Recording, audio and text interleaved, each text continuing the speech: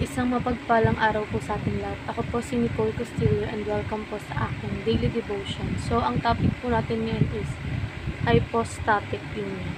So, the Holy Hypostatic Union is the mystery and majesty of Christ, being fully God and fully man in one person, without confusions, change, division, or separations. Jesus did not lose his divinity when he took on humanity, nor did he become less human because he was God. In one glorious person, the fullness of God and man dwell together. This union makes Jesus our perfect mediator, able to represent God us and us to God. He understands our weakness, yet he has the power to save. So, meron daw pong tatlo na so first is God save but cannot die. Second is man can die but cannot save. And Jesus is truly God and truly man, able to both to die and save.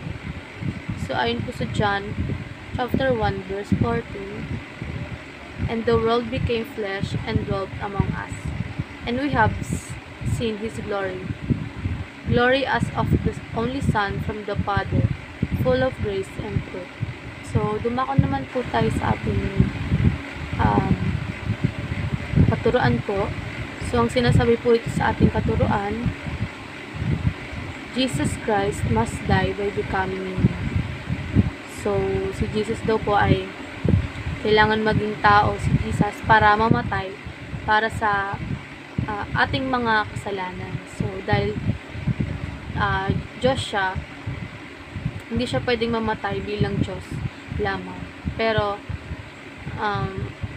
nang siya ay naging tao, naranasan niya ang sakit, hirap, kamatayan bilang kapalit natin.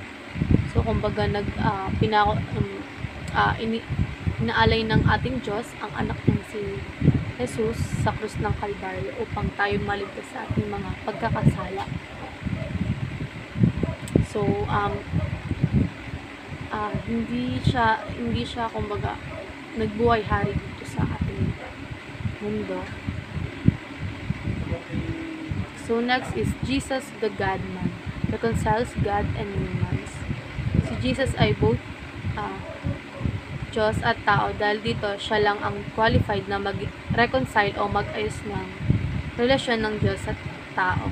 Siya ang bridge na nag-uugnay sa atin muli sa ating Diyos. Kumbaga, siya yung naging daan upang mapalapit tayo sa ating Panginoong Diyos muli. So, next is Jesus is the ruler of both heaven and earth. So, hindi lang siya tagapagligtas, siya rin ang makapangyarihang hari. Siya ang may kapangyarihan sa lahat, sa langit man o sa lupa. So, wala siyang hindi kayang gawin. So, sa applications naman, trust that Jesus has suffered all your sufferings. So, alam ni Jesus ang sakit, lungkot at hirap dahil naranasan niya ito bilang tao. Kaya pwede kang magtiwala na naintindihan niya ang pinagdadaanan niya.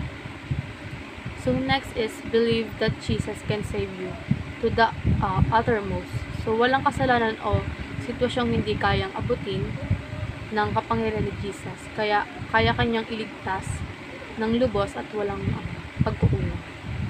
So, next is surrender all to Jesus, the great King of both heaven and earth. So, dahil siya ang hari ng lahat, na nararapat lang na ibigay mo sa kanya ang buong buhay mo, magtiwala ka sa kanya, sumunod ka at sambahin siya bilang hari. And ayun lang po, maraming salamat.